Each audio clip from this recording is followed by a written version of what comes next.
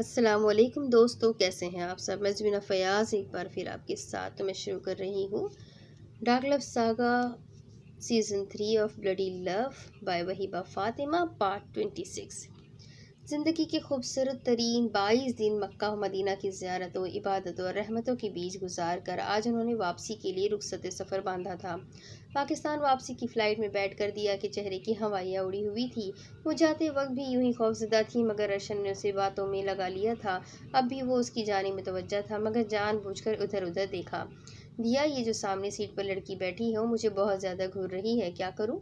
अर्शन ने बेतहाशा मासूमियत का मुजाहरा करते उसकी जानिब देखकर कहा। दिया चौकी और फौरन उस जानिब देखा जहाँ एक लड़की सचमुच आंखों में एक शौक का जहान आबाद किए दीदा दिलेरी से अर्शन को ताड़ने में मसरूफ थी। ये क्या बेहूदगी है, पता नहीं आजकल की बच्चियों को हो क्या गया है। जरा जो आंखों में शर्म लिहाज हो तो। वो अब अपना गम और गुस्सा भुलाए दांत पीस कर मुकाबले में उस लड़की को घूरने लगी थी। और खबरदार, अगर आपने उसकी जानिब देखा, आप सिर्फ हमारी जानिब देखे। वो तिल मिलाकर अब अर्शन की जानिब घूमी, जो आंखों में बेतहाशा शरारत की चमक लिए गहरा मुस्कुरा रहा था। मतलब वो कुछ बहुत गलत बोल गई थी। हमारा वो मतलब नहीं था, आप बस उसकी जानिब मत देखिएगा। वो झिंझिलाई। अर्शन उसकी जानिब हल्का सा झुका। तुम्हें लगता है बटरफ्लाई कि मैं तुम्हारे अलावा कुछ और देख सकता हूँ या देखना चाहता हूँ? अर्शन ने उसका दिलकश सरापा निगाहों में भरते उससे सवाल पूछा तो दिया कि झिंझिलाहट पल भर में गायब हुई थी। बड़े इतरा कर हक से उसके कंधे पर सर रखा और आंखें मूंद ली। जहाज पाकिस्तान लैंड हुआ तो वो दोनों एयरपोर्ट से बाहर निकले। दिया की आंखें एक मर्तबा फिर हैरत से फैल गई थी। अर्शन, ये कराची तो नहीं है, हम कहाँ आ गए हैं? ये लाहौर है बटरफ्लाई, तुमने पंजाब नहीं देखा ना? आओ तुम्हें पंजाब की आबो हवा का सुरूर दो। यकीन करो, ये दिन, ये वक्त, ये लम्हे भी हमेशा याद रखोगी। और जहाँ से आए हैं वहां से ना चाहते हुए भी वापस चले आने का दुख भी कम हो जाएगा। अर्शन ने मुस्कुराकर कहा। उसने जानबूझकर लाहौर की फ्लाइट करी थी ताकि दिया को पंजाब घुमा सके। गाड़ी पहले से ही तैयार खड़ी थी। वो दिया का हाथ थामकर गाड़ी की जानिब बढ़ा। कुछ ही मसाफत पर एक ही ब्लैक लैंड क्रूजर उनका इंतजार कर रही थी। अर्शन ने नंबर प्लेट देखकर तसल्ली की और उसमें दिया के साथ बैठ गया। दिया ने उसे देखा। हम पंजाब क्यों आए हैं अर्श? क्योंकि जाने अर्श, ये अर्शन अपनी दिया को पंजाब घुमाना चाहता है, इसलिए आपने हमें दुनिया की सबसे ज़्यादा हसीन और खूबसूरत जगह दिखा दी। इसके बाद हमारी आंखें किसी चीज़ को देखने की तलबगार नहीं।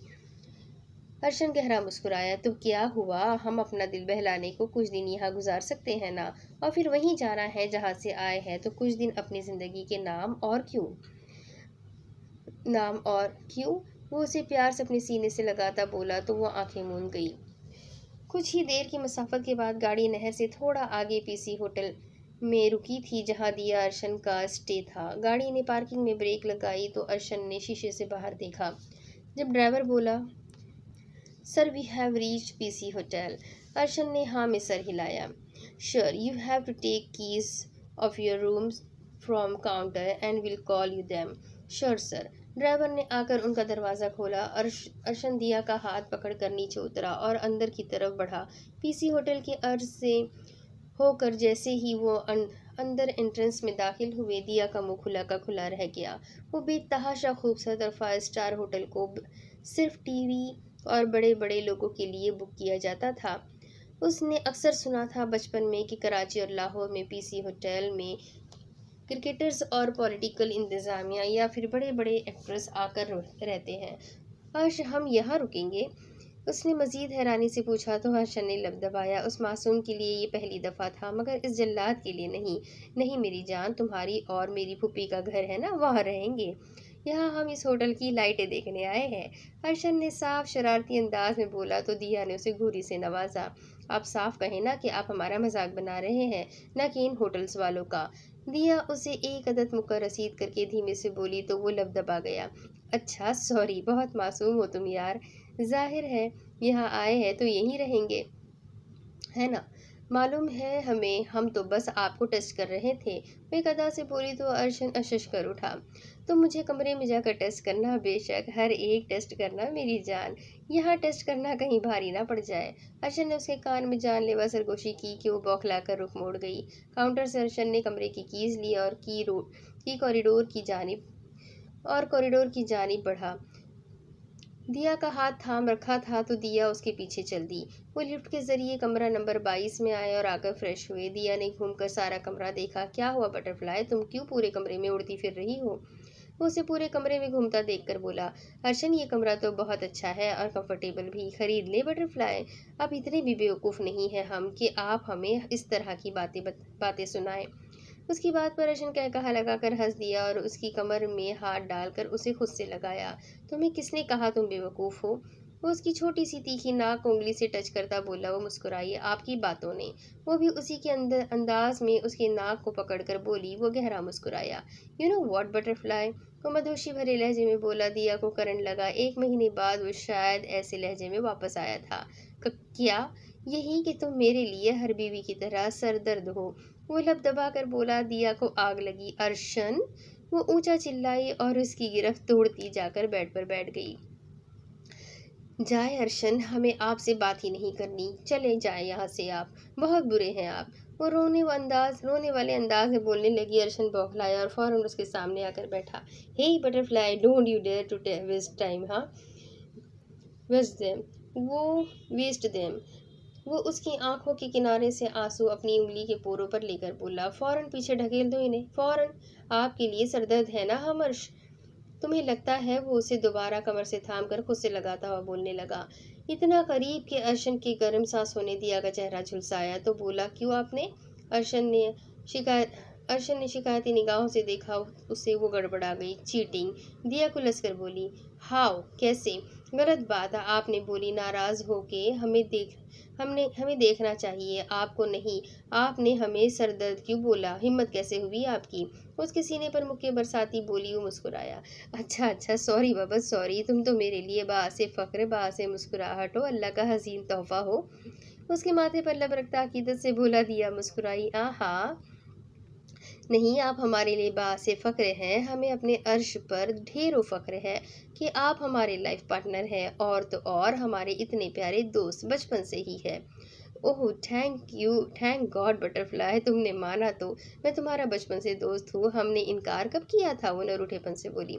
बचपन में ही कई दफ़ा, अर्शन ने उसे याद दिलाना चाहा। वो तब हम छोटे थे ना अर्श, अब हम बड़े हो गए हैं। ओके मेरी जान, चलो उठो और तैयार हो जाओ। मैं तुम्हें आज पंजाब की तारीखी मकामात की सैर कराऊंगा। लेकिन कहाँ? जैसे कि शाही किला, बादशाही मस्जिद और दाता दरबार, इन सब की। ठीक है, हम बस 10 मिनट में तैयार होकर आते हैं। वो उसी जज्ब के आलम में अर्शन का गाल चूमकर वहां से उठी और रफू चक्कर हो गई। अर्शन पहले हैरान हुआ और उसकी बचकाना हरकत पर गहरा मुस्कुराया और सर नफ़ी में हिलाकर बालों में हाथ फेर कर शीशे की सामने तैयार होने लगा। कुछ ही देर में वो लोग तैयार होकर दोबारा कमरे से बाहर निकले और कॉरिडोर से रोते पार्किंग की जानिब बढ़ गए। अर्शन दिया का हाथ थामे गाड़ी तक आया और उसे लाकर गाड़ी में बिठाया, खुद उसके साथ बैठा। कम से कम 20 मिनट की मसाफत के बाद वो लोग शाही किला लाहौर के मेन गेट के आगे पहुंचे। गाड़ी में मेन गेट पर रुकी तो ड्राइवर ने आकर उसका दरवाज़ा खोला। सर, अर्शन ने उसे देखा। गाड़ी अंदर तक नहीं जाएगी। नहीं सर, अलाउ नहीं है। ठीक है, चेहरा मोड़ो। Yes sir. ड्राइवर ने फौरन चेहरा मोड़ा। अर्शन ने उसे मुस्कुराकर अपना हाथ थमाया और नीचे उतारा और उसे हिसार में लिया। वो उसके हिसार में ही चलती आगे बढ़ी। ये लोग शाही किला के मेन एंट्रेंस से आगे बढ़े, जिसके मरकज़ की एक बड़ा सा फव्वारा लगा हुआ था। मरकज़ में ही एक बड़ा सा फव्वारा लगा हुआ था और आगे ही किला शुरू हो रहा था। ये क्या है अर्शन? दिया ने आसपास देखते एक्साइटेड होते पूछा। इसे शाही किला कहते हैं देवी जी। दिया नाम है हमारा अर्श। तुम भी तो मुझे अर्श कहती हो। तो तुम मेरी देवी। उफ, हम आपसे नहीं जीत सकते। आखिर मान गई जाने अर्श। वो उसकी कमर पर ग्रिप देता बोला। दिया बौखला कर दूर हुई। संभाले खुद को अर्शन। महाबीर हफीज आप कमरे में मौजूद नहीं हैं। तो क्या हुआ मिसेस अर्श? महाबीर हफीज मेरी बीवी, मेरी मर्जी। वो दांत निकालता बोला तो दिया भाग कर आगे बढ़ी। उसकी खिलखिलाहट पूरे किले में गूंजी। जहाँ कुछ ही लोग थे, अर्शन गहरा मुस्कुराया। रुक जाओ दिया, कहाँ जाओगी? ना ना, हम नहीं रुकेंगे। पकड़ कर बताया आप हमें, और जो पकड़ लिया तो सज़ा क्या लोगी? इसलिए शराफत का मुजाहरा करके वापस आओ मेरी जान, वरना पब्लिक में ही खामियाजा भुगतना पड़ेगा। दिया ने मुड़कर उसे देखा। कुछ गोल्डन बाल मुंह पर आ रहे थे। दुपट्टा जो हिजाब स्टाइल से सर पर रखा था, सफ़ेद और रेड कॉम्बिनेशन का लॉन्ग फ्रॉक, नीचे पजामा वार का रेड पजामा, जामा वार का रेड पजामा वो किसी परी से कम नहीं लग रही थी। सब्ज आंखें जो धूप में बेहद खूबसूरत शेड शेड दे रही थी। जैसे वो मुड़ी अर्शन ये सीन मबहूत सा देखता रह गया। वो कदम कदम चलता उसके करीब आया, इसको अपनी तरफ मुकम्मल मोड़ा, उसका दुपट्टा सीधा किया और झुककर माथे पर प्यार की मेहर सबक की। बेगम पकड़म पकड़ाई बाद में खेलेंगे, अभी हम यहाँ घूमने आए हैं, इन खूबसूरत जगह को देखने आए हैं, चलिए अंदर। हाँ तो चलिए, हमने कब रोका है आपको? वो उसकी हरकत पर शर्म से लाल टमाटर हुई थी, तभी घबरा कर बोली, चलो अर्शन, अर्शन चलो। अर्शन ने उसे अपने हिसार में लेकर आगे बढ़ा दिया। तुम्हें याद है हम जब सोशल स्टडीज़ में पढ़ा करते थे, जिसमें मुग़ल आज़म के दौर में ये किला बनाया गया था। ये किला 11वीं सदी में बना था और इसे बनाने वाला फारूकी रोलर था, मगर बाद में ये शाहजहां और बाकी मुग़लों ने 17 सदी में इसे चेंज किया और इसे अपना नाम दे दिया, वाव दिया। जैसे जैसे आगे बढ़ी उस किला वाव के शेप में ढलते रहे। शाही किला पहले लाहौर का मुतबादिल नाम है। मुग़लों की हुकूमत ख़त्म होने के बाद रंजीत सिंह जो सुख सल्तनत का बानी था, इस किले में रहता था। बरसगीर में जब अंग्रेज़ों का राज शुरू हुआ तो वो यहाँ रहते थे। लाहौर फोर्ट एंट्री गेट सा अकबरी गेट, किला लाहौर जहाँ से हम आए वो अकबरी गेट था। 1566 में अकबरी दरवाज़ा शहंशाह अकबर ने बनवाया था। अकबरी दरवाजे के बाहर एक मस्जिद 1614 में महारानी ने बनवाई थी और ये अब भी वहाँ मौजूद है। इसे मशरिकी दरवाज़ा और मस्ती दरवाज़ा कहा जाता है और ये शाही किला के 2 दरवाज़ों में से एक है।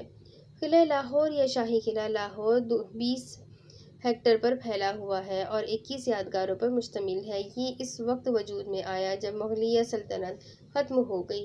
ये मुग़ल बादशाह या बादशाह अकबर का दौर था, जिन्होंने इस शाहकार की देखभाल की और अपनी निगरानी में उससे अपग्रेड किया। साल 2005 से 2006 के दौरान किले लाहौर को तबाहशुदा हिस्सों के बहाली के लिए फंड्स भी फराहम किए गए। ये खूबसूरत ज़मीन की तज़यीन काबिल ज़िक्र इमारतों पर मुश्तमिल है जो तारीख़ की अक्कासी करते हैं और बहुत बड़ी तामीराती अहमियत रखती है। इस किले के दिगर पुरकशिश मकामात शीश महल, मोती मस्जिद, नौलखा पोलियन और आलमगीर गेट। तामीर में पुख्ता ईंटों का इस्तेमाल किया गया जो अब अच्छी हालत में नहीं है। जब आप शाही किले के अहाते में दाखिल होंगे तो आपको अपने सामने एक खूबसूरत बाग नजर आएगा। कैसा लगा बटरफ्लाई? ये सब जानकर अर्शन ने मुस्कुराकर उसे देखा। बहुत खूबसूरत अर्श, लाहौर में मैंने सुना था बहुत प्यारा शहर है। लाहौर मैंने सुना था बहुत प्यारा शहर है, मगर देख लिया यहाँ के मकामात, मगर ये सब किस चीज़ से बना है? कितना प्यारा आर्किटेक्चर है इसका। बिल्कुल, ये सब मुनफरिद मैन्युफैक्चरिंग मवाद। लाहौर किले की इस खूबसूरती के पीछे पोशीदा राज सिमर पैलेस की तैयारी है। छत के गुंबद की शक्ल इस महल की एक और हैरत अंगेज तामीर है। इस गुंबदनुमा महल के बारे में एक दिलचस्प बात यह है कि इस जादुई ढांचे को बनाने के लिए कोई लोहा, लकड़ी का मवाद या सीमेंट इस्तेमाल नहीं किया गया था। ये महल सूखी घास, अंडे, चूजे के प्लास्टर, बीज, बंगाल के चने, मिट्टी और मुगल यादगार की छोटी ईंटों से बनाया गया था। इस तरह साख्त ने इससे ज़्यादा ठंडा और पुरसुकून जगह बना दिया है। हैरत अंगेज। और ये कितना बड़ा है अर्श घंटे हो गए घूमते मगर ख़त्म नहीं हो रहा। वाह, आपको तो बहुत सी इन्फॉर्मेशन है अर्शन मुस्कुराया। जी मेरी जान, मैंने इस पर काफ़ी सर्चिंग की है।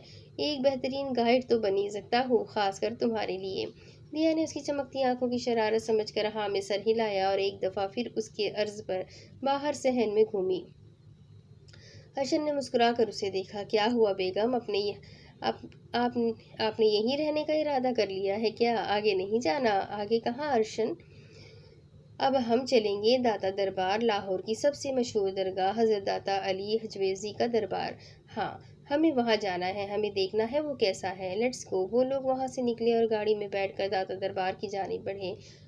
वैसे अर्शन, हमने सुना था इस शाहजहां ने अपनी बेगम नूरजहां के लिए महल भी बनवाया था। कितना अच्छा था, कितनी मोहब्बत करता था कि अपनी बेगम की याद में महल ही बनवा दिया। ये तो है। अर्शन जान कर कुछ नहीं बोला। वो देखना चाहता था आखिर ये कहना क्या चाहती है। दिया ने बुरी सी शक्ल बनाकर उसे देखा। कितना फक्र होगा उसकी बीवी को उस पर। दिया ने फिर शोशा छोड़ा।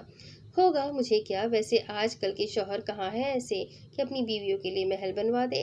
अर्शन ने चोर निगाहों से उसे देखा। कहना क्या चाहती हो, साफ साफ बोलो मैडम। आप हमारे लिए क्या बनवा सकते हैं ताकि हम भी कह सके हमारे अर्शन ने हमारे लिए ये बनवाया है। हमारे मरने के। वो जानबूझकर उसे छेड़ रही थी। इससे पहले कुछ बोलती जब अर्शन ने जबरदस्त किस्म की घूरी से उसे नवाजा। बटरफ्लाई, वो चिल्लाया। दिया को अंदाजा था कि दुखती रग पर पाँव आया तो वो भड़क उठेगा, मगर इस तरह। सॉरी अर्श, वो हम मजाक बस। व्हाट द हेल दिया। अर्शन, ये किस किस्म की बकवास थी। दिया, सोच समझ कर बोला करो। तुम मजाक में बहुत फजूल किस्म की बकवास कर जाती हो। किसी दिन बहुत बुरा किस्म का नुकसान उठाओगी तुम। बहुत बुरा पेश आऊंगा। सॉरी ना अर्शन, मैं बस। नाराज तो ना हो। वो रोने वाले मुंह बनाते हुए बोली। अर्शन फौरन नर्म पड़ा था। अच्छा ठीक है, रोना मत, सोच समझ कर बोला करो। अगली दफा ऐसी बात की तो मुझसे बुरा कोई ना होगा, समझी तुम। वो उसे अपने साथ लगाता उसकी नम पलकों पर बोसा देता बोला। दिया की पलकें लरस सी गई और पलकों ने बेहद प्यारा सा रक्स किया। वो दीवाना ये देख कर मबहूत रह गया। क्या करती हो बटरफ्लाई, अपनी इन अदाओं को काबू रखो। कहीं ऐसा ना हो कि मैं तुम्हें सीधा होटल वापस लेकर जाऊं और तुम्हारे लिए मुश्किल पैदा हो जाए। वो उसके कान के करीब सरगोशी करता उसके रहे सहे औसान खता कर गया। वो बौखला कर दूर हुई। आप शर्म करें, अभी उम्रे से आए हैं और ऐसी बातें, अस्तगफिरुल्लाह। अर्शन ने लब दबाया और उसे तंग करने को खिसक कर उसके करीब हुआ और कमर पर अपनी शहादत की उंगली से लकीर खींची। दिया उछल गई। मैं कौन सा गुनाह कर रहा हूँ बटरफ्लाई, अपनी इकलौती बीवी से प्यार का इजहार ही तो किया। और जैसा कि मैंने पहले बताया था कि अपनी बीवी को प्यार करना सवाब है। तो कैसा गुनाह, क्या। अस्तगफिरुल्लाह। तुम कहो सुबहान अल्लाह, सुबहान अल्लाह। शर्म करे। वो चिल्ला उठी जबकि अर्शद कहकहा लगाकर हंस दिया। तुम कर तुम करते हो, मगर वो मुझसे शर्मा कर भाग जाती है। माई इनोसेंट सोल। अर्शन ने उसे खुद से लगाया और प्यार भरे हिसार में कैद किया। उसके माथे पर लब रखे। अर्शन, हम बहुत थक गए हैं, अब हमें वापस जाना है। बस कुछ देर यहाँ, दुआ के बाद हम दोनों वापस चलेंगे, फिर आराम करेंगे। ओके। वो उसका गाल थपथपाता हुआ बोला। सर। ड्राइवर ने निगाहें झुकाया, अर्शन को मुखातिब किया। अर्शन ने दिया को सीधा किया और खुद भी सीधा होकर बैठा। कहो। सर, दरबार में 2 मेन गेट है। सबसे पहले लेडीज़ का गेट है, जहाँ जाकर मैम आपसे अलग हो जाएंगी। उसके बाद आगे जाकर मर्दों का गेट। पर दिया ने कुछ कहने को लब खोले। अर्शन ने हाथ के इशारे से रोका। क्या इकट्ठे एंट्रेंस नहीं है। नहीं सर जी, आज से 3 साल कबल यहाँ धमाका हुआ था, जिसकी वजह से जहाँ इकट्ठी एंट्रेंस की जाती थी वो गेट बंद कर दिया गया है। अब अलग अलग जाना पड़ता है। ओह, कोई बात नहीं। माय ब्रेव बटरफ्लाई, तुम यहाँ से अंदर जाओ। तुम्हारे पास सेलफोन है ना। तुम ज़ियारत और दुआ करके जैसे फ्री हो मुझे कॉल कर देना और बाहर आ जाना, मैं तुम्हें यहीं से पिक करूँगा। श्योर। अर्शन ने खुद आकर उसके लिए दरवाज़ा खोला और उसे लेकर आगे गया। वो जैसे ही अंदर गई, अर्शन तसल्ली करके खुद गाड़ी में बैठा आगे बढ़ गया। हजरत दाता हजरत दाता अली हजवेज़ी का वो मज़ार, जहाँ की नगरी हर वक्त गरीबों, अमीरों, फ़कीरों, बादशाहों के लिए खुली रहती है। लाहौर इसी वजह से सबसे ज़्यादा मशहूर है, क्योंकि यहाँ दाता की नगरी है और यहाँ से कोई भी भूखा नहीं सोता। ये बात पत्थर पर लकीर के बराबर है। दाता दरबार लाहौर पाकिस्तान का बहुत मशहूर दरबार या मज़ार है, जो तकरीबन 1000 साल से मौजूद है। ये सैयद अली बिन उस्मान अल जलाबी अल हजवेज़ी अल गज़नवी, सैयद अली हजवेज़ी अलमारूफ दाता गंज बख्श का मज़ार है। इस मज़ार को लाहौर की एक पहचान समझा जाता है। जामिया हजवीर, ये जो एक मस्जिद व मदरसा है, इसी मज़ार के साथ मुंसलिक है। जितनी बड़ी तादाद में नमाजी इस मस्जिद में बाकायदा नमाज अदा करते हैं, पूरी दुनिया की हरमैन शरीफ के बाद मस्जिदों में नमाजियों की तादाद के हवाले से अव्वल फहरिस्त में रखा जा सकता है। 11वीं सदी के दौरान एक फ़ारसी सूफ़ी और आलिम थे। उन्होंने काफ़ी हद तक इस्लाम की जनूबी एशिया में फैलने में अहम किरदार अदा किया। आप गज़नी, आज अफ़गानिस्तान में मैं पैदा हुए थे। गज़नवी अहद के इब्तदाई अय्याम में 1990 ईस्वी के इर्द गिर्द। आपकी सबसे मशहूर किताब कशफ महबूब है। आपने हुसूल इल्म के लिए बहुत से ममालिक का सफ़र किया। आप अपनी उम्र के आखिरी हिस्से में लाहौर तशरीफ़ लाए और इस्लाम के इशाअत का काम शुरू किया। आपके हाथों बेशुमार लोग मुसलमान हुए। आपने 1077 ईस्वी में लाहौर पंजाब पाकिस्तान में ही वफ़ात पाई। आपका मज़ार लाहौर में आज भी ज़रा ज़ायरीन के लिए अनवार और तजलियात का मरकज़ है और बहुत से लोग आपके वसीले से अल्लाह का कर्ब और अल्लाह से अपनी मुश्किलात का हल पाते हैं। दिया दाता दरबार के बहुत बड़े सहन से होकर अंदर की जानिब ठीक और साड़ियाँ चढ़ ठीक और सीढ़ियाँ चढ़कर ऊपर आई, जहाँ खजूरों के ढेर सारे बागात थे। देखकर आंखें फैली देखकर आंखें फैली। उससे थोड़ा सा आगे ही उसे दरबार नजर आया, जहाँ कुछ औरतें नमाज नवाफिल अदा कर रही थी, कुछ यासीन और कुछ फातिहा ख्वानी कर रही थी। दिया चलती अंदर की जानिब बढ़ी और थोड़ा आगे जाकर वहाँ पर पीछे खड़े हाथ उठाए और अकीदत से फातिहा ख्वानी की और ज़ियारत की। वहाँ एक औरत दिया के करीब आई और उसके आगे अपनी मुट्ठी में बंद कुछ तबरुकात उसे दिए। दिया ने सहम कर नासमझी में उसे देखा। जी क्या? ले लो बेटे, ये तबरुक है, खा लो, सब ले रहे हैं। उसने प्यार से कहा। दिया चाहकर भी इनकार ना कर सकी और चुपचाप ले लिया। दिया ने भी वहाँ कुछ नवाफिल अदा किए और दुआ मांगकर अर्शन को कॉल की कि वो फ्री है, आप बाहर आ जाए। अर्शन ने तीसरी बेल पर कॉल उठाई। आ जाओ बटरफ्लाई, मैं बाहर ही हूँ। वो जो फातिहा ख्वानी कर फौरन बाहर निकला था, उसके कुछ बोलने से पहले ही बोला। दिया ने मुस्कुराकर फ़ोन काटा और बाहर चल दी। कुछ ही देर में वो बाहर आई तो अर्शन सामने ही खड़ा था। अर्शन ने मुस्कुराकर उसे देखा। वो भागकर बच्चों की तरह उसके पास आई। कुछ हुआ? बच्चों की तरह उससे पूछा तो दिया ने उसी अंदाज में नामे सर हिलाया। No, good baby, let's go. Arshan उसे लिए गाड़ी तक आया और उसे बिठाकर खुद बैठा। दिया उसकी जानिब मुड़ी। आपने हमारी बात का जवाब नहीं दिया अर्श। कैसा जवाब जाने अर्श? यही कि आप हमारे लिए क्या बनवाएंगे? अर्शन मुस्कुराया। मैं कौन सा इस मुल्क का प्राइम मिनिस्टर हूँ मिसेस अर्श? हर्षन ने आईब्रो उचकाई। कंजूस मक्खी जूस कहीं के, इतनी बड़ी बड़ी गाड़ियां लिए फिरते हैं, इतने 5 स्टार होटलों में रहते हैं, बीवी पर चंद लाख खर्च करने पर जान जा रही है। छोटी सी नाक चढ़ाकर बोली। अर्शन ने आंखें फाड़े उसे देखा। खैरियत बटरफ्लाई, आपकी ये ज़बान मुबारक और ये लब काफ़ी गुस्ताखी पर उतर रहे हैं। वाह वाह वाह, बीवी शिकवा करे कुछ भी करे, इन वकील साहब के लिए ये गुस्ताखी हो जाती है। सही है भाई, बीवी गूंगी हो जाए बस। अर्शन ने उसकी दुहाइयों पर लब दबाया। अच्छा ना, मैंने कब मना किया है मेरी जान, बताओ क्या चाहिए तुम्हें, आप क्या बनवा कर दे सकते हैं? वो उसके शर्ट के बटन से खेलते हुए बोली। डॉल हाउस, वो मुस्कुरा कर बोला। हाँ? दिया ने हैरत से आंखें फैलाई। क्या मतलब? अभी समझाते हैं मेरी जान, जस्ट वेट। वो उसे हिसार में लेकर बोला। वो चुप हो गई। कुछ ही देर में गाड़ी पीसी होटल के बजाय किसी फार्म हाउस पर रुकी, जिसकी शेप बिल्कुल महल जैसी थी, जैसे बिल्कुल डॉल हाउस, जिसकी छत हट्स की शेप इख्तियार किए हुई थी। अर्शन खुद गाड़ी से उतरा और फिर उसे आकर उतारा। दिया ने आसपास देखा, जहां और भी घर मौजूद थे। ये हम किसके घर आ गए हैं अर्शन? हमारे। अर्शन उसकी तरफ देखता हुआ बोला। उसने उसे देखा। हा हा हा हा, अच्छा मजाक है अर्श। मजाक नहीं है ये बटरफ्लाई, सच है, बिल्कुल सच। अंदर आओ। अर्शन उसका हाथ थाम कर आगे बढ़ा। दिया तो बस हैरानी और ट्रांस की कैफियत में आगे बढ़ती रही। ये हो क्या रहा था? अर्शन उसके साथ अंदर आया। उसे चाबी थमाई। खोलो दरवाज़ा। दिया ने नासमझी से चाबी को देखा। कम ऑन, खोलो। दिया ने चाबी पकड़ी और गेट खोला। अंदर बिल्कुल ही नीम अंधेरा था, मगर चारों ओर लैंप्स जले हुए थे। तवील राहदारी में फूल बिछाए गए थे और छत फूलों की लड़ियों से सजाई गई थी। वो देखने में वाकई कोई डॉल हाउस लग रहा था। दिया एक्साइटेड सी उसे देखे गई। अर्श? वो गोल गोल घूमी। अर्शन गहरा मुस्कुराया।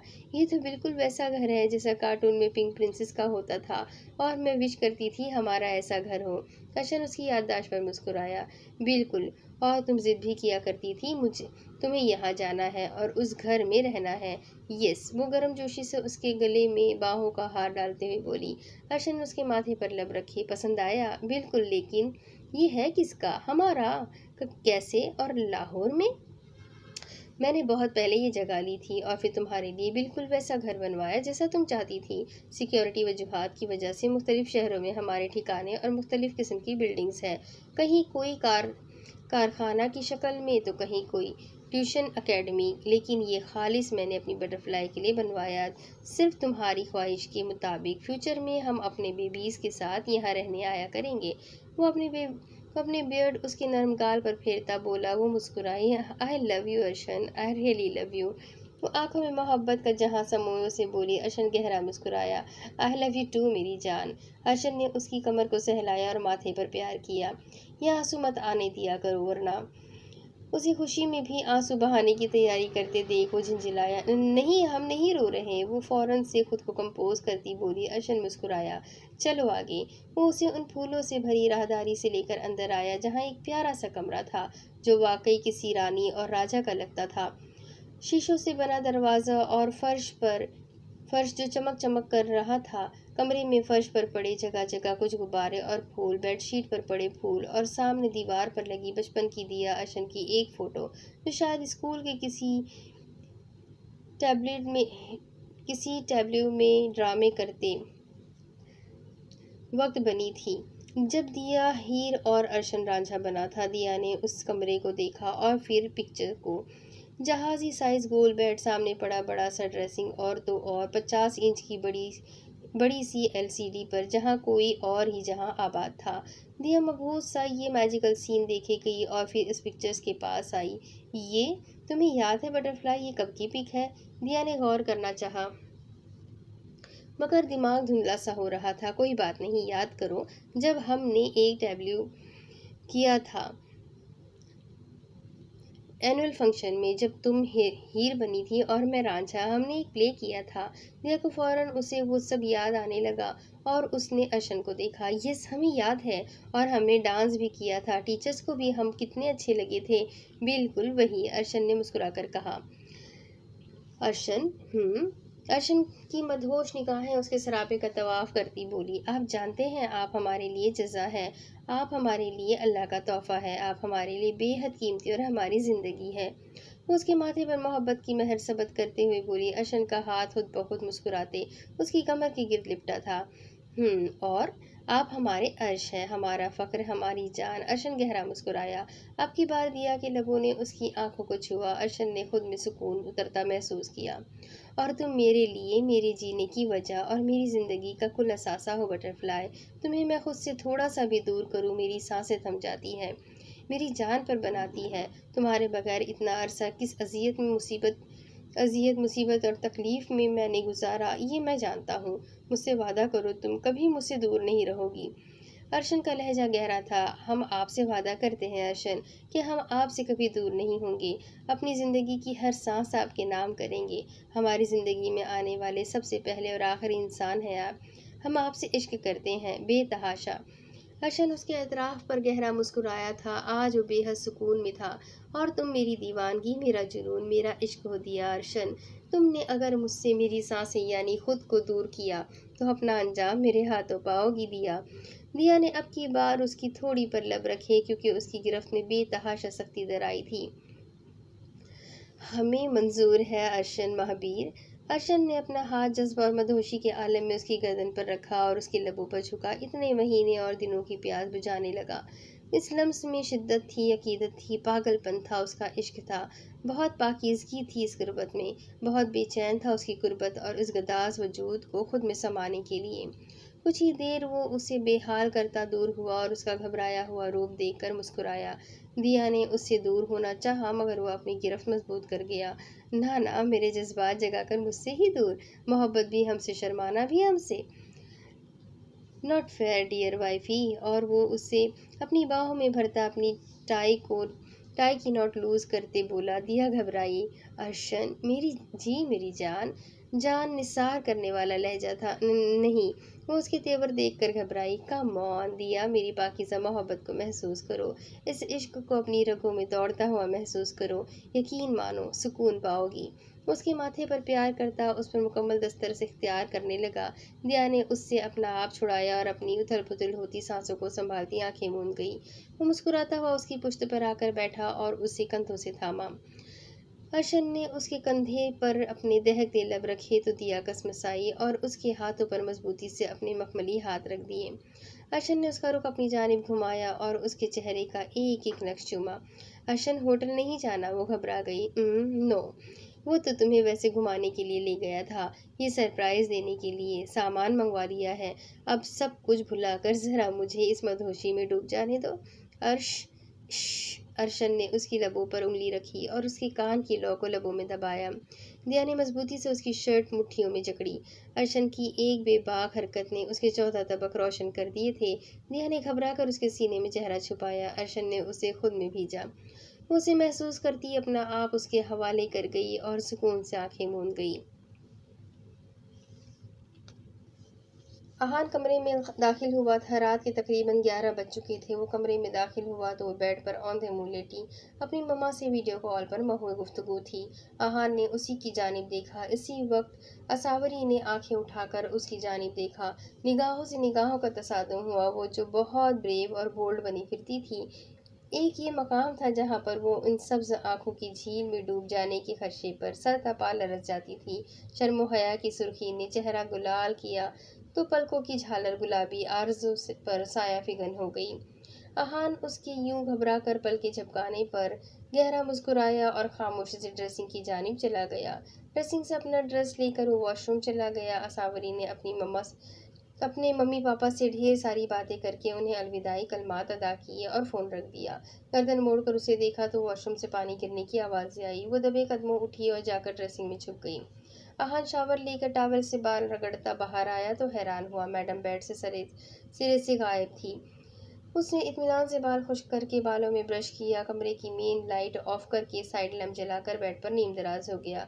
असावरी बेहद बदमज़ा हुई। इंतहाई कोई खड़ूस इंसान था जो शायद ये समझा था कि वो कमरे से बाहर चली गई है। ना मजाक को समझता था, ना ही उसकी ऊट पटांग हरकतों पर पूरा उतरते उसका साथ देता था। वो जले दिल के फफोले फोड़ती। अभी इसी शशोपंज में मुब्तला थी कि खुद ही शराफत से ड्रेसिंग से बाहर निकल जाए या नहीं। बहुत अचानक ड्रेसिंग का दरवाज़ा खोला गया।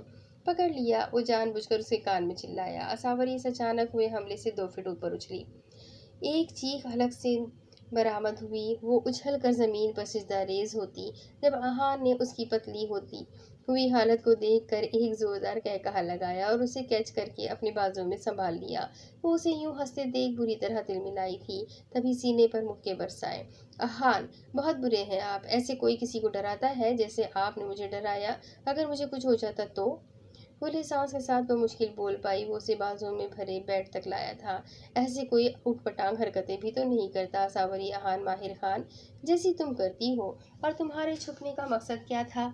यही ना कि मैं तुम्हें ढूंढ लूं। अब अपने तरीके से ढूंढ लिया तो चिल्ला क्यों रही हो? अहान ने हंसी दबाते हुए उसे छेड़ा। आप और आपके तरीके दोनों ही जानलेवा है। वो झिंझिलाई। अहान ने उसे बेड पर लेटाया और खुद भी उसके करीब नींदराज हो गया। अभी भी तुम्हें कोई डाउट है कि तुम्हारे लिए मैं और मेरे तरीके दोनों ही जानलेवा हैं? अहान ने इंतहाई मानी खेजी से उसकी कान में सरगोशी की तो वो घबरा कर उसकी मुखालिफ सिमत करवट बदल गई। उसकी इस फितरी घबराहट पर अहान गहरा मुस्कुराया। आपको मुझे यूं नहीं डराना चाहिए था। पता है कितना डर गई थी मैं। अगर मुझे हार्ट अटैक हो जाता तो? वो मुंह बसोर कर बोली। हाँ, जबकि मुझे लगता है इस सब राक्षस को झेलने के बाद तो हसावरी शाह किसी भूत के बाप से भी नहीं डरती होगी। आहान ने कहते अपनी उंगली से उसके कंधे पर गायबाना आहान लिखकर दांतों तले लब दबाया। असावरी उसकी उंगली की सरसराहट और उसके लहजे से गड़बड़ा गई। अब सो जाए आहान, मुझे परेशान मत करे। असावरी ने तकिए में मुंह दे लिया। अच्छा, छुपी किस खुशी में थी? आहान उसे तंग करने को जरा सा करवट बदल कर उसके ऊपर झुका। ये चेक करने के लिए कि मेरी गैर मौजूदगी से आपके क्या तासुरात होंगे, मगर मुझे तो लगा आपको बिल्कुल फर्क नहीं पड़ता बेगम के होने या ना होने से। वो जलकर बोली। आहान फिर कह कहा लगा कर हंसा। हाँ, तो तुम कौन सा मैके जाती हो जो गमगीन शौहर को जरा सा सांस आए? आहान ने फिर उसे छेड़ा। वो बिलबिला कर पीछे मुड़ी। उसके सीने पर मुक्के बरसाए। आहान, आई हेट यू, बहुत बुरे हैं आप। ठीक है, मैं मामा बाबा के पास चली जाती हूँ आपको। ए, आहान ने उसकी कलाइयाँ थाम कर उसे अपने करीब किया।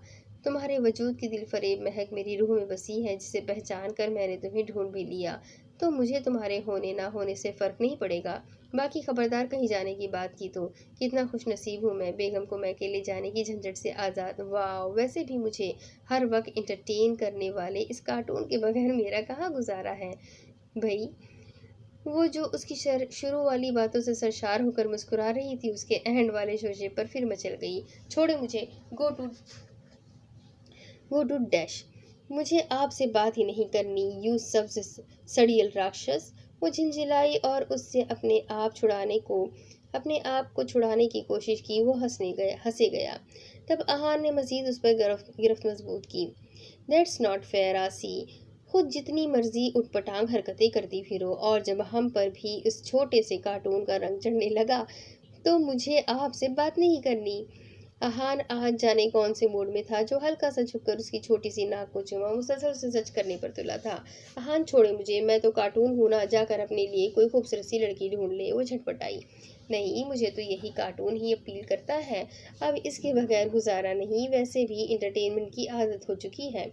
अहान ने उसके गेंदबाजों का घेरा तंग किया और अपने सुलगते लब उसकी कनपट्टी पर रखे। अहान छोड़े मुझे। वो फिर मछली। Do it if it happens to you, Ahaan ने इत्मीनान से कहा। अहान सेकंड्स में असावरी का चेहरा जर्द पड़ गया था। अहान बौखला कर उठा और उसे भी तेजी से उठाकर बिठाया। क्या हुआ है, तुम ठीक तो हो असावरी? अहान ने उसे पुकारा। असावरी का दिल बहुत बुरी तरह मतलाया। वो तेजी से बेड से उतरी और वॉशरूम गई। अहान भी उसके पीछे ही चला आया। उसे वॉश बेसिन पर झुके देख करीब आकर उसकी पीठ रब करने लगा। क्या हुआ है असावरी, तुम ठीक तो हो? अहान परेशान हुआ, मुंह पर पानी के छींटे मारती रही। कुछ ही देर में वो दोनों वॉशरूम से बाहर निकले। क्या हुआ है, तुम मुझे आखिर बता क्यों नहीं रही? अहान ने उसे नरमी से थाम कर बेड पर बिठाया। 2-3 दिन से ऐसे ही तबीयत खराब हो रही है अहान। पहले मुझे लगा शायद फूड पॉइजनिंग हुई है, मगर अब तो ये। वो नकाहत महसूस करते हुए बोली। मैं छोटी मम्मा को बुलाता हूँ, वो आकर तुम्हें चेक कर लेंगी। हद करती हो बिल्कुल असावरी, घर में डॉक्टर्स मौजूद है, तुम कह नहीं सकती थी? वो अब हस्ब मामूल संजीदगी करीब आधा उड़ चुका था। तभी उसे डांटता हुआ कमरे के बाहर जाने लगा। अहान रहने दे, छोटी मम्मा लोग लेट गए होंगे, क्या डिस्टर्ब करना, मैं सुबह होते ही मफरा मम्मा से चेकअप करवा लूंगी। असावरी ने उसे मना किया, मगर वो उसे एक घूरी से नवाजता बाहर निकल गया। कुछ ही देर बाद वो वापस आया तो उसके साथ मफरा थी। क्या हुआ है बेटा, अहान ने तो डरा ही दिया मुझे, तुम ठीक तो हो? मफरा ने उसकी करीब आकर उसकी नब्ज चेक करते हुए पूछा। असावरी उन्हें अपनी सिचुएशन बताने लगी तब मफरा ने अहान को कमरे से बाहर भेजकर उसका जरा तफसीली चेकअप किया। कुछ ही देर बाद वो कमरे में दाखिल हुआ तो वो दोनों मुस्कुरा रही थी। अहान को हैरत हुई। क्या हुआ है, सब ठीक तो है? अहान ने हौक बनकर पूछा, मगर सारी सूरत हाल समझ आने पर वो भी बुरी तरह झेप गया था। तभी दूसरी जानिब रुक कर के मुस्कुरा दिया। मफरा मुस्कुराती हुई उसके करीब से होकर गुजरी, उसकी पीठ पर धप रसीद करना ना भूली। मुबारक हो भाई, पापा टू बी। मफरा ने छेड़ा और कमरे से बाहर निकल गई। अब वो पूरी तरह उसकी जानिब मुतवज्जा हुआ, जो सर झुकाए बैठी अब गुलाबी चेहरे के साथ अपने नाखून दांतों तले कतर रही थी। वो धीमे कदमों से चलता उसके करीब आया था। बेड पर बैठकर एक सरशारी भरी तवील सांस खारिज की। मुबारक हो मम्मी टू बी। उसके कान के करीब झुका। असावरी ने पहलू बदलना चाहा, मगर वो उसे थाम कर अपनी जानिब घुमा गया। देखा, मैं और मेरे तरीके तुम्हारे लिए कितने खतरनाक साबित हुए। और फिर अपनी टोन में वापस आता उसे छेड़ गया। असावरी ने उसके सीने में मुंह छुपाया। अहान तंग मत करे, वो झिल्लाकर बोली। अच्छा ये बताओ, हमारा बेबी कैसा होगा? बल्कि पूछने की क्या बात है, बिल्कुल मेरे जैसा होना चाहिए। अहान ने फर्जी कॉलर झाड़े। इसका मतलब आप चाहते हैं कि हमारा बेबी बिल्कुल सड़ियल, बोरिंग, सरफिरा और गुस्सैल हो? अजावरी ने आंखें टिपटिपाकर कहते दांतों तले लब दबाया। अहान ने उसके पहलू पर अपने हाथ का दबाव बढ़ाया। अच्छा बेगम, मेरे बेबी की मम्मा बनने वाली हो, अभी भी मैं बोरिंग हूँ, चलो तुम्हें इंटरटेन करूँ। अहान ने कहते उसके गिर्द बाजुओं का घेरा तंग किया तो बौखला गई। अहान, मेरे कहने का ये मतलब थोड़ी था। उसने क्यूट सा मुंह बनाया। मेरे समझने का तो यही मतलब है ना। अहान ने उसकी कनपट्टी पर अपने सुलगते लब रखे। दूर हटे मुझसे, सोने दे मुझे, अभी 2 दफा मुक्के खा चुके हैं, तीसरी मर्तबा फिर खा लेंगे मुझसे। वो झिल्लाई। अहान ने एक सर्द सी आ भरी। ये भी ठीक है, सही कहते हैं लोग, जो मोहब्बत पहले ठाटे मारती है वही शादी के बाद ठा ठा मारती है। अहान के शोशे पर वो कह कहा लगाकर हंसी थी। अहान मबहूस सा उसे देखे गया। सावरी ने उसकी आंखों में जज्बों के मचलते लपकते तूफान को देखा तो हंसी को ब्रेक लग गई। वो उसके चेहरे पर झुकने वाला था। असावरी ने घबराकर तेजी से उसके सीने में चेहरा छुपा लिया। वो उसकी इस चालाकी पर खुलकर मुस्कुराया। अभी वो कुछ बोलता जब पॉकेट में मौजूद मोबाइल फोन पर मखसूस रिंग से वो चौंका था। खुद ही नरमी से उससे अलग हुआ। फोन लेकर कमरे के पिछले दरवाजे से वो पीछे लॉन की जानिब आया था। फोन यस करके कान को लगाया। यस डीआईजी अहान माहिर Khan speaking. Sir, SP Arham बात कर रहा हूँ। सर, बुरी खबर है, मशहूर बिजनेसमैन और आपके ससुर हशमत राव का उन्हीं के घर किसी ने बेरहमी से कत्ल कर दिया है। व्हाट? अहान शॉक्ड हुआ। यस सर, आप फौरन पहुंचे, अभी सिर्फ पुलिस स्टेशन में ही इत्तला आई है, वैसे बाहर कोई हलचल नहीं। ओके, मैं आता हूँ। अहान ने फ़ोन रखा और बेचैनी से अंदर आया। सावरी जो बेड पर नींदराज हो चुकी थी अब उसका इंतज़ार कर रही थी। वो अंदर दाखिल हुआ तो परेशानी उसके चेहरे से छलक रही थी। अहान, अभी वो कुछ पूछती जब उसने तेज़ी से आकर उसके माथे पर अपने सुलगते लब रखे। कुछ इमरजेंसी हो गई है सावरी, मुझे जाना होगा। अपना और मेरे बेबी का ख्याल रखना। सब ठीक है, कुछ भी सोचने की ज़रूरत नहीं, मैं जल्द लौट आऊँगा। वो जाने क्या कहना चाहता था मगर ना चाहते हुए भी असावरी के चेहरे का रंग उड़ चुका था। मगर अहान, उसने उसकी शर्ट दबोची। जाने क्यों बहुत अचानक दिल बुरी तरह घबराने लगा। सब ठीक है जाने अहान, सो जाओ, शाबाश। अहान ने उसके चेहरे का एक एक नक्श चूमा कि आने वाले लम्हात बहुत दर्दनाक, सौगवार और गमगीन थे। जब उसे पता चलने वाला था कि उसके दादा इस दुनिया में नहीं रहे, वो जैसे भी थे मगर रगों में खून तो जोश मारता ही था ना। हसावरी भी बेतहाशा नाराज़गी के बावजूद उन्हें बहुत ज़्यादा मिस करती थी। अक्सर उनके लिए उदास भी रहती थी, ज़ाहिर ना करती मगर आहान जानता था वो उनके लिए बहुत उदास रहती थी। आहान ड्रेसिंग की जानिब गया, जल्दी से अपना यूनिफॉर्म पहनकर बाहर आया तो वो हस्ब तौका सियाह नैन कटोरों में लबालब पानी भरे उसकी राह में इस्तादा थी। अहान ने एक सहसी सांस खींची और उसके करीब आया। उसका चेहरा हाथों के प्याले में भरा। असावरी, ये कैसी जिंदगी है आहान मेरी, जहाँ मुझे हर पल पल पल आपकी जानिब से धड़का सा लगा रहता है। आप जब तक ड्यूटी पर होते हैं मेरा दिल बेचैन रहता है। जब आंखों के सामने रहते हैं तो ही सुकून आता है। कई दफ़ा आप लहूलुहान घर वापस आए, आपने मुझसे छुपा लिया मगर मैं बीवी हूँ आपकी। आपका लिबास, आपके वजूद पर जख्मों के निशानात देख सकती हूँ। मेरा दिल बहुत घबरा रहा है आहान, आप मत जाए प्लीज़। वो सिसकती उसके दामन से लिपटी। आहान को उस पर टूट कर प्यार आया और ज़रा सा गुस्सा भी। ये क्या यार, तुम तो मेरी शेरनी हो, मेरी ताकत हो। तुम्हें क्या लगता है बुज़दिल दुश्मन की कोई साजिश या कोई आंधी गोली मेरा कुछ बिगाड़ सकती है? जबकि मम्मा की और तुम सब की दुआएं मेरे साथ है। यूँ मुझे कमज़ोर मत करो, ये मेरी ड्यूटी है, मेरा फ़र्ज़ है। अपने लोगों की हिफाजत करने की कसम खाई है मैंने। ऐसे मत करो जाने यहाँ प्लीज़। अहान ने उसे प्यार से पुचकारा। सच शुक्र कि वो ज़्यादा ज़िद्दी नहीं थी। अब भी जज्बात में सर हिलाती उससे दूर होने लगी। मम्मा को छोड़ जाऊँ तुम्हारे पास? अहान ने पूछा तो उसने जज्बात में सर हिला दिया। ओके, मैं बोल कर जाता हूँ, अब एक आंसू ना गिरे तुम्हारा। अहान ने उसका चेहरा साफ किया, ज़रा सा झुककर उसके लबों को छुआ। उसके लबों को अपने होठों से छुआ तो भीगा चेहरा गुलाबी पड़ गया। आहान उससे पहले इसमें और उलझता तेजी से कमरे से बाहर निकल गया। दूसरी तरफ पुलिस की भारी नफरी लिए मगर काफ़ी राहदारी के साथ वो राव मेंशन पहुंचा था। पुलिस ने बंगले को चारों तरफ से घेर लिया था। पुलिस सिविल ड्रेसेस में कब से बंगले की निगरानी कर रही थी। क्राइम स्पॉट्स की मुकम्मल जांच पड़ताल की जा रही थी। सिर्फ अरहम और अहान हशमतराव के कमरे तक गए थे। काफ़ी इबरतनाक अंजाम तक पहुंचा था वो शख्स जो कमज़ोरों और कीड़े मकोड़ों से ज़्यादा कुछ नहीं समझता था। कमज़ोरों को कीड़े मकोड़ों से ज़्यादा कुछ नहीं समझता था। अहान ने उसकी डेड बॉडी अपनी तहवील में ली, मुकम्मल इन्वेस्टिगेशन की और वापस पुलिस स्टेशन आ गया। इस सारी बात को मुकम्मल होने में फजर उन्हें उसी बंगले में हो चुकी थी। अहान ने हर छोटी से छोटी चीज़ पर गौर किया था। उसे शक नहीं, यकीन था कि कार्रवाई यकीनन शमशान खैल और उस महारानी की है। बंगले के तमाम सीसीटीवी वो कैमरे और उनमें बनी फुटेज स्पॉइल कर दी गई थी। मतलब ये सोचा समझा कोई मकरूह प्लान था। उन्हें पुलिस स्टेशन वापस आए अभी कुछ घंटे ही हुए थे कि कुछ ही देर में पुलिस स्टेशन के बाहर मीडिया की जानिब से एक तूफान बदतमीजी मचा दिया गया था। इनमें से कई अंदर तक घुसने की कोशिश कर रहे थे और उनका इल्ज़ाम ये था कि हशमत राव की मौत की जिम्मेदार पुलिस ही है। खास और ख़ास अहान को टारगेट किया जा रहा था। माहिर खान, महाबीर और ईशान जबरान भी पुलिस स्टेशन पहुंच चुके थे। ये लोग जानते थे कि मीडिया में जो ज़्यादा भोंक रहे हैं उनके आगे यकीनन हड्डी डाल दी गई है। इनमें से किसी के पास सीसीटीवी फुटेज थी जिसमें बस पुलिस को बंगले में जाते हुए देखा जा सकता था। अहान से सीनियर ऑफिसर्स भी पुलिस स्टेशन पहुंच चुके थे।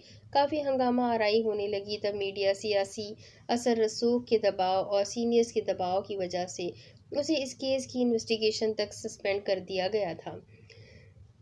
अहान को किसी चीज़ की परवाह नहीं थी। उसके माथे पर तो शिकन भी नहीं आई थी। अगर किसी चीज़ की परवाह थी तो उस बीमार जान की। वो चाहता था कि उस तक ये खबर इस तरीके से ना पहुंचे।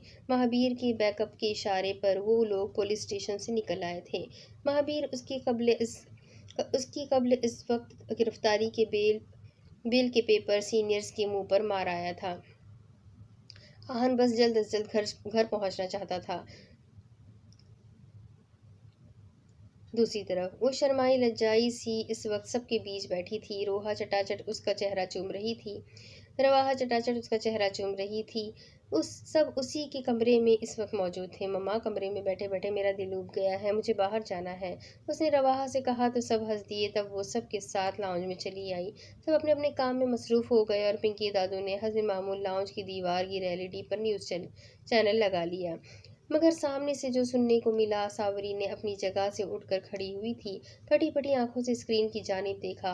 आहान बिजली किसी तेजी से गाड़ी से उतरकर व्हाइट पैलेस के अंदर की जानिब भागा था। एयरपोर्ट से अमन की फिक्र में डूबी आवाज आ रही थी। अमन, व्हाइट पैलेस की तमाम मीडिया से कनेक्शन खत्म कर दो, मोबाइल सिग्नल सब कुछ लॉक कर दो। वो कहता लाउंज में दाखिल हुआ था मगर देर हो चुकी थी। वो सामने पत्थर की बनी बेयकीनी से फटी फटी निगाहों से लाउंज की एलईडी की जानिब देख रही थी, जहां एक न्यूज़ एंकर गला फाड़ कर एक जानलेवा खबर सुना रही थी।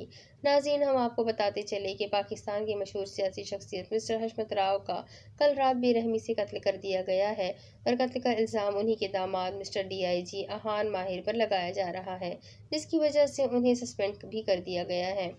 न्यूज़ एंकर जाने क्या क्या बकवास की जा रही थी, मगर अहान की तवज्जो उस पर थी जो अब तेवरा कर जमीन पर सो रही थी। असावरी, अहान तड़प कर उसकी जानिब लपका और उसके ऊपर झुका। असावरी, अहान ने बेचैनी से उसका चेहरा थपथपाया। सब ख्वातीन हद तक पहले एलईडी की जानिब देख रही थी, अब असावरी की जानिब मुतवज्जा हुई थी।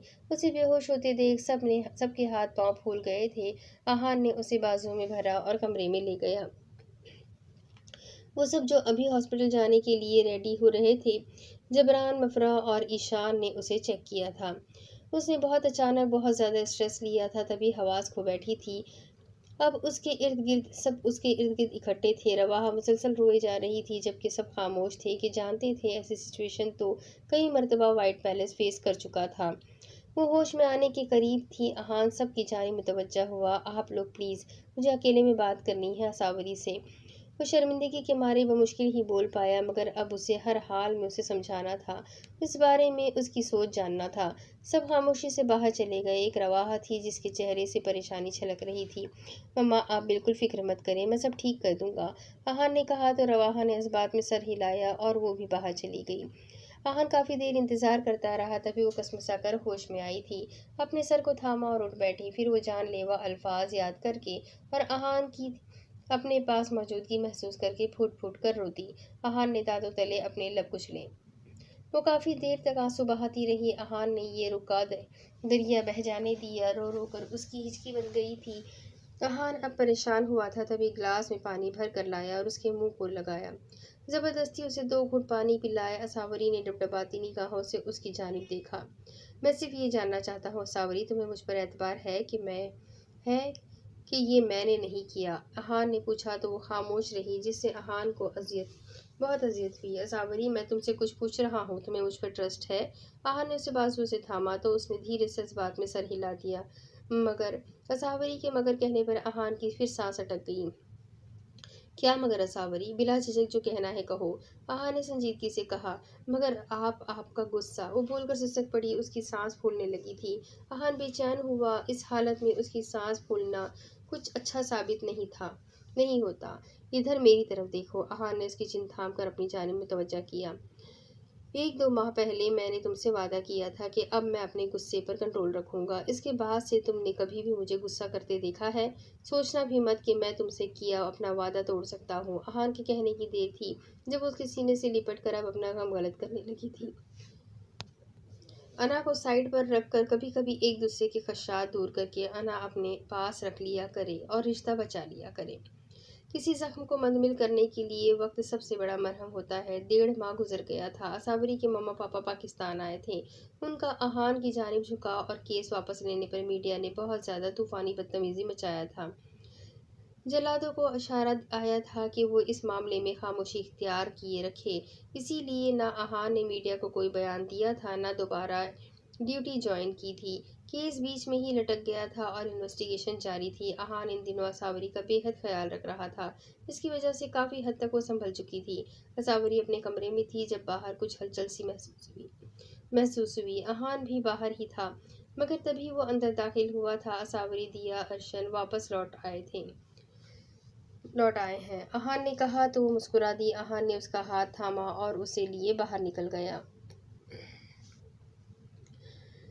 जो चीज़ साइंस की भी समझ से बलातर हो, साइंस होते और मेडिकल साइंस की इल्म से मावरा हो, उसका इलाज रूहानियत में ढूंढ लेना चाहिए। आज वो भी हर चीज़ छोड़ छाड़ कर उस नाजुक सी जान को लिए पंजाब की सरजमीन पर आया था। सबसे पहले अहान असावरी को लेकर लाहौर ही गया था। लाहौर से आज वो बारास्ता हाफिज आबाद से सरगोधा की जानिब आया था। वो जहाँ रुका था उस शहर को खुशाब कहते हैं। ये सरगोधा डिस्ट्रिक्ट के पास वादी सुकून सक, सकीसर सकीसर के दामन में एक छोटा सा शहर खुशाब था, जहाँ के बारे में मशहूर था कि यहाँ का पानी बहुत मीठा होता है। खुश का मतलब यहाँ खुश जायका लिया जाता है और आप का मतलब पानी।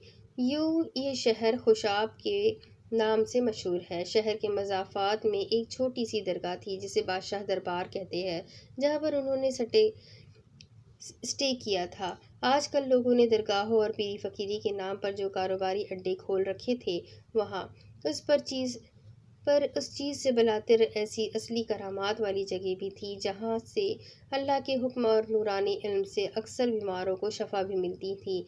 बस दर दर का भिखारी बनने की बजाय इंसान को सच और हक की जगह तलाश करने की ज़रूरत होती है। उस दरगाह के बारे में करामत मशहूर थी कि जो लोग यहाँ पानी के घड़े भरने की मन्नत मांगते थे, वो पानी यहाँ की दरगाह से मुल्हका मस्जिद में नमाजियों के वज़ू के लिए इस्तेमाल होता था। उन लोगों की वो मन्नतें अल्लाह ताला के हुक्म से ज़रूर पूरी होती थी। अहान ने असावरी के साथ दरगाह पर बड़े एहतराम से हाज़िरी दी और फातिहा ख्वानी की।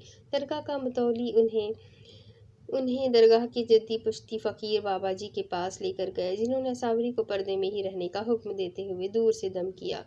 दम करवाने के बाद अहान और असावरी ने मेहमान खाने में थोड़ी देर स्टे किया। तभी उनके सामने वहाँ की मशहूर ज़माना तबर्रुक दाल रोटी पेश की गई। असावरी ने प्याली में देखा तो बेइख्तियार मुस्कुरा उठी कि प्याली में दाल अलग और पानी अलग तीर रहा था। हे, मजाक नहीं उड़ाते, चुपचाप खा लो। सुना है ये दाल यहाँ तक आने वाले ज़ायरीन को अपनी ज़िंदगी में कभी नहीं भूलती। अहान ने कहा तो अब असावरी ने उस शोरबे नुमा पानी में रोटी भिगोकर खाई। असावरी होंक सी बनी आहान को देखे गई। सच में इस पानी नुमा दाल का जायका ऐसा था कि अपनी पूरी जिंदगी में असावरी ने ऐसा जायका ना चखा होगा। वो जो इन दोनों कुछ ना खाती ना पीती थी, अब वो पूरी प्याली पीकर और की तमन्ना करने लगी। अहान, मुझे और चाहिए। अहान मुस्कुराया। तभी एक बुजुर्ग मतौली उनके लिए एक और प्याला ले आया।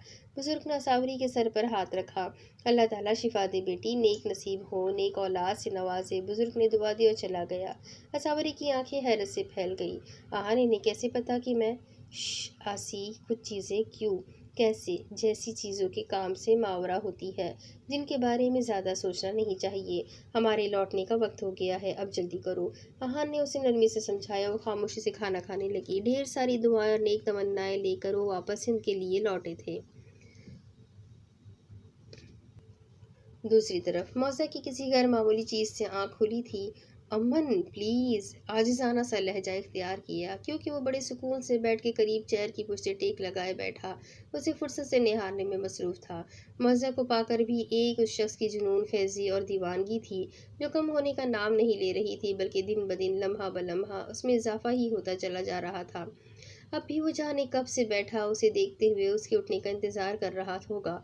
उसे आंखें खोलता देख अमन अब बेड पर उसके दाएं बाएं हाथ रख कर बैठा था। जरा सा झुककर उसके माथे पर अपनी लब रखे। गेट अप कोकोमो, जल्दी उठो। अमन, प्लीज, मैं नमाज पढ़कर सोई थी, मुझे सोने देना। मध्यम से ठहरे ठहरे लहजे में बोलकर वो करवट बदल गई। अमन ने फिर पुरतपिश निगाहों से उसे देखा, जिसने उसका चैन, करार, सुकून सब कुछ लूट लिया था। अमन ने हाथ बढ़ाकर उसके चेहरे पर आई चॉकलेट डार्क ब्राउन बालों की लटों को कान के पीछे किया, माथे से गाल और फिर चेहरे पर रक्स करती उस उंगली की सरसराहट से वो नींद में भी बिदक गई।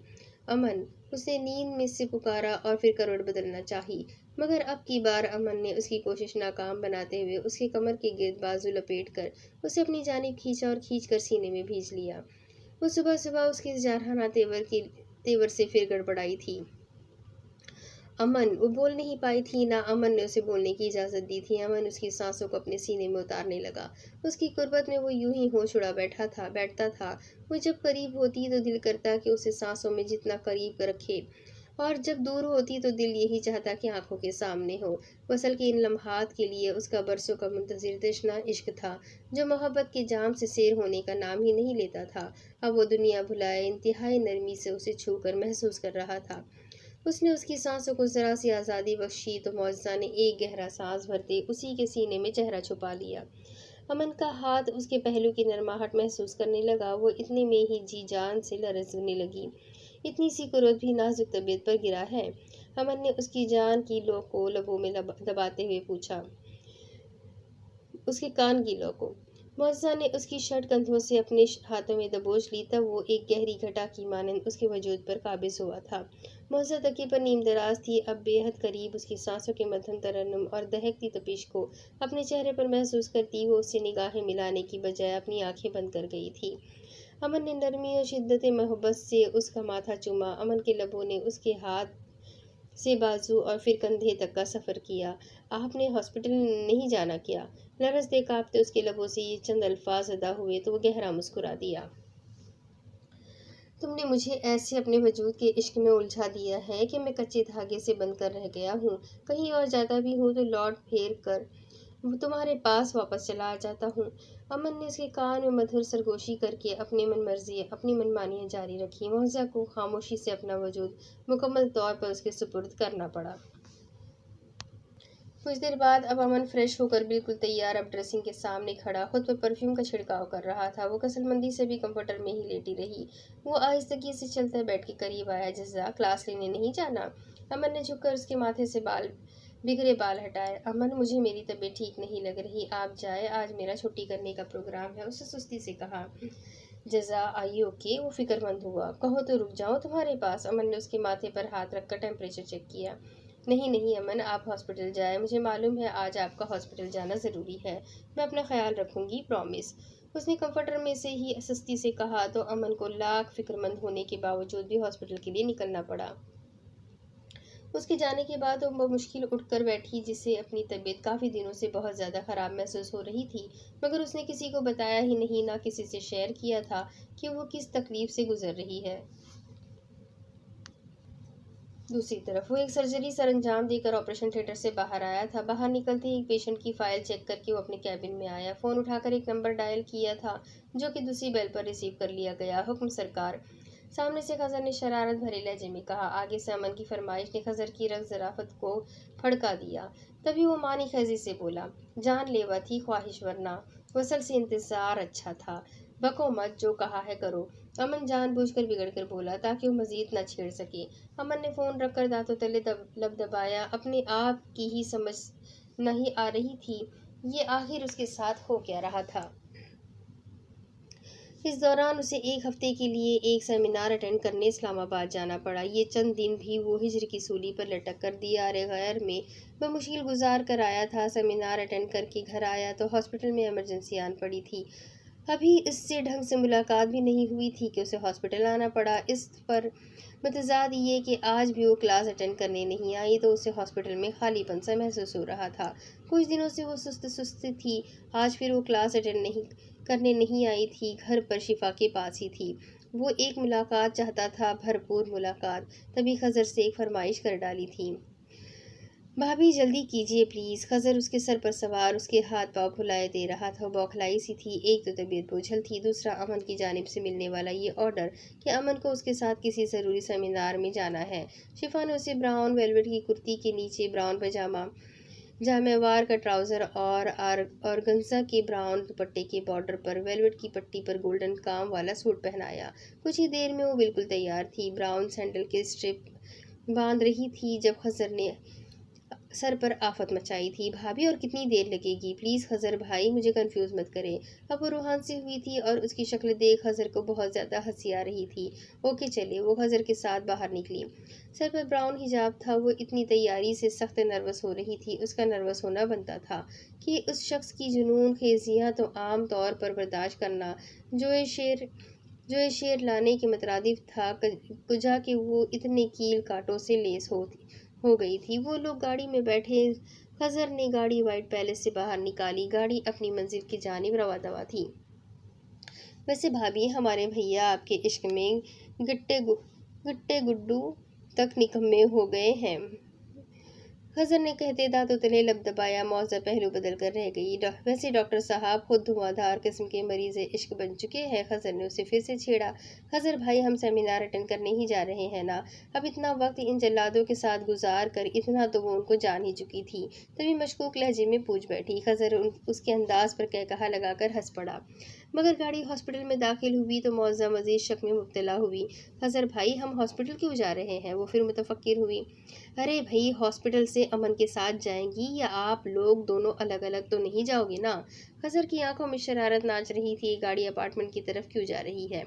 मौजा ने फिर पहलू बदला। अब आप इतनी तैयारी के साथ हॉस्पिटल जाती अजीब नहीं लगेंगी? तभी अपार्टमेंट जा रहा हूँ ताकि वहाँ से आप दोनों सेमिनार रवाना हो सके। उसने सेमिनार पर जोर देते मानी खजी से कहा। मौजा बुरी तरह झंझिलाई थी। गाड़ी अपार्टमेंट के सामने रुकी। खजर ने गाड़ी से उतरकर मौजा के लिए दरवाज़ा खोला।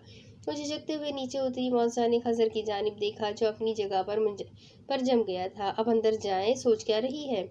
उसकी पतली हुई हालत देख खजर को हंसी कंट्रोल करना मुश्किल अमर लग रहा था। तभी चेहरा सुर्ख पड़ गया। वो कंफ्यूज अब अपने ब्राउन नील पॉलिश लगे नाखूनों को दांतों से कुतर रही थी। कम ऑन भाभी, मुझे ऐसे तो फील मत करवाइए कि जैसे मैं आपको किसी महाज पर भेज रहा हूँ। खजर ने दांत निकाले। मौजा ने उसे घूरा। खजर उसे थम का इशारा करते गाड़ी में बैठ कर ये जा वो जा। अब मौजा धीमे कदमों से चलती अपार्टमेंट की जानिब आई और दरवाज़ा ढकेल कर अंदर दाखिल हो गई। अंदर दाखिल हुई तो आंखें हैरत से फैल गई। अपार्टमेंट बहुत ख्वाबनाक तरीके से सुर्ख सेंट्स, कैंडल्स, सुर्ख बलून्स और सुर्ख गुलाबों से सजा हुआ था। ये सब बहुत मबहूत कर देने वाला था। वो धीमे कदमों से चलती आगे बढ़ी। इस जादूगर की फसूखेज महक बता रही थी कि वो खुद भी यहीं कहीं था। अमन, उसने आहिस्तगी से पुकारा। तब हल्का सा म्यूजिक ऑन हुआ।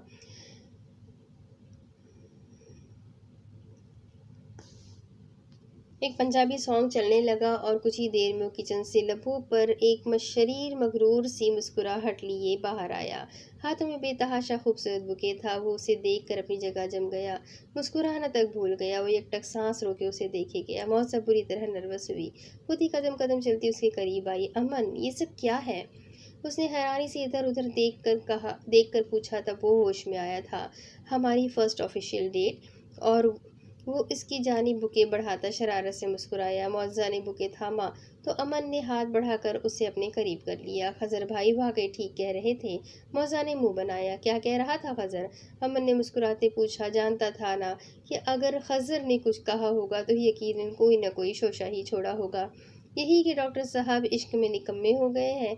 मौजा ने सुकून से कहा तो डॉक्टर साहब ने महफूज कुन कह कहा लगा। ये तो बिल्कुल ठीक कहा खजर ने। अमन ने कहते उसके माथे पर अपने सुलगते लब रखे। वो अपने आप में सिमट गई। हमें तो सेमिनार जाना था ना। वो उसकी बाहों में कसमसाई। कौन सा सेमिनार? कहाँ का सेमिनार? ये गाना सुन नहीं रही जाने मन? एक लावा मजबूरी नू आन जान दी पसोड़ी नू। पंजाबी सॉन्ग। अमन ने गाने के बोल के साथ उसके माथे का एक एक नक्श चूमा था। आपने झूठ बोला मुझसे? वो अपनी शर्म हया, अपनी घबराहट को गुस्से के पेराए में लपेट कर बोली, मगर जबान फिर भी लड़खड़ा गई। अमन ने उसे बाहों में भरा और उसे अपने करीब किए सोफे पर बैठ किया। झूठ कहाँ था? मिसिस अमन आरियान पाशा, डॉक्टर अमन आरियान पाशा से सेमिनार अटेंड करने आई हैं। वो इत्मीनान से बोला और उसकी कमर के गिर्द दोनों बाजू हमायल करके उसे अपने करीब किया। मुर्जा ने उसे घूरा तो उसने शरारत से आंख विंग की कर दी। कुछ ज्यादा ही नहीं लोफर हो गए हैं आप? मौजा ने उसकी शर्ट के बटन से खेलते जज्बस होकर कहा। अपनी बेगम के साथ लोफरपन करना तो बुरी बात नहीं। अमन मुस्कुराया। मौजा ने उसकी निगाहों की तपिश की ताब न लाते अपना चेहरा झुका लिया। अमन ने चिन से थाम कर उसका चेहरा ऊपर किया तो पहली निगाह रोशन माथे पर महताब की तरह चमकते उस पाकीज़ा महराब पर उठी और पलटना भूल गई। मौजा ने हस्बे आदत माथे से उसके बाल हटाए और उसका ये अमल अमन की रूह में एक सुकून, एक सुरूर सा उतार दिया करता था। अब वो शहादत की उंगली से उस मेहराब को छू रही थी। बैकग्राउंड में बजते धीमे सुरों के इस गाने ने मौजा के दिल की भरपूर तर्जुमानी कर दी थी।